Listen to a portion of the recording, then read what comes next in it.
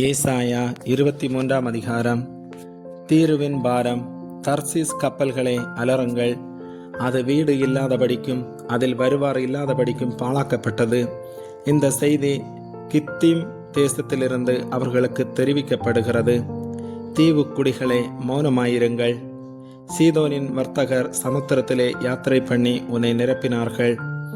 சீகோர் நதியின் மிகுந்த நீர்ப்பாய்ச்சல்களால் விளையும் பயிர் வகைகளும் ஆற்றங்கரையின் அறுப்பும் அதன் வருமானமாயிருந்தது. அது ஜாதிகளின் சந்தையாயிருந்தது. சீதோனே வெட்கப்படு, நான் இனி கற்ப வேதனைப்படுகிறதும் இல்லை, பெறுகிறதும் இல்லை, இளைஞரை வளர்க்கிறதும் இல்லை, கன்னிகைகளை ஆதரிக்கிறதும் இல்லை என்று சமுத்திர கோட்டையான கடல் துறை சொல்லுகிறது. எகிப்தின் செய்தி கேட்கப்பட்டதினால் நோய் உண்டானது போல தீருவின் செய்தி கேட்கப்படுவதினாலும் நோய் உண்டாகும். கரைதுறை குடிகளே, நீங்கள் தர்சீஸ் மட்டும் புறப்பட்டு போய் அலருங்கள். பூர்வ நாட்கள் முதல் நிலை பெற்று களி கூர்ந்திருந்த உங்கள் பட்டணம் இதுதானா? பரதேசம் போய் சஞ்சரிக்கிறதற்கு அவள் கால்களே அவளை தூரமாய் கொண்டு போம். கிரீடம் தரிப்பிக்கும் தீருவுக்கு விரோதமாக இதை யோசித்து தீர்மானித்தவர் யார்? அதன் வர்த்தகர் பிரபுக்களும் அதன் வியாபாரிகள் பூமியின் கனவான்களுமாமே. சர்வ சிங்காரத்தின் மேன்மையை குலைக்கவும் பூமியின் கனவான்கள் யாவரையும் கனஈனப்படுத்தவும் சேனைகளின் கர்த்தரே இதை யோசித்து தீர்மானித்தார்.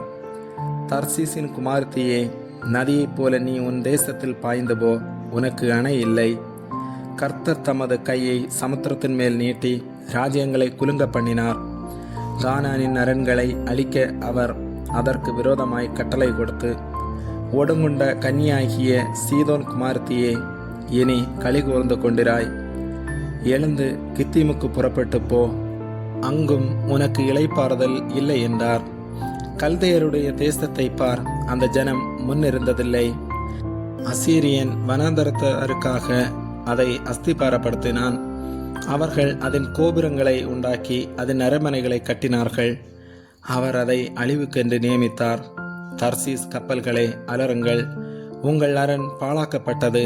அக்காலத்திலே தீரு ஒரு ராஜாவுடைய நாட்களின்படி 70 வருஷம் மறக்கப்பட்டிருக்கும்.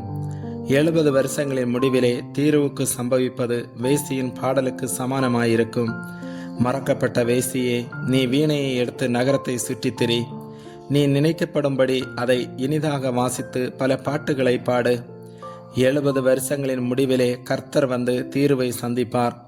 அப்பொழுது அது தன் பணயத்துக்கு திரும்பி வந்து பூமியிலுள்ள சகல ராஜ்யங்களோடும் வேசித்தனம் பண்ணும். அதன் வியாபாரமும் அதன் பணயமும் கர்த்தருக்கு பரிசுத்தமாக்கப்படும். அது பொக்கிசமாய் சேர்க்கப்படுவதும் இல்லை, பூட்டி வைக்கப்படுவதும் இல்லை. கர்த்தருடைய சமூகத்தில் வாசமாயிருக்கிறவர்கள் திருப்தியாக சாப்பிடவும் நல்ல வஸ்திரங்களை தரிக்கவும் அதன் வியாபாரம் அவர்களை சேரும். ஆமேன்.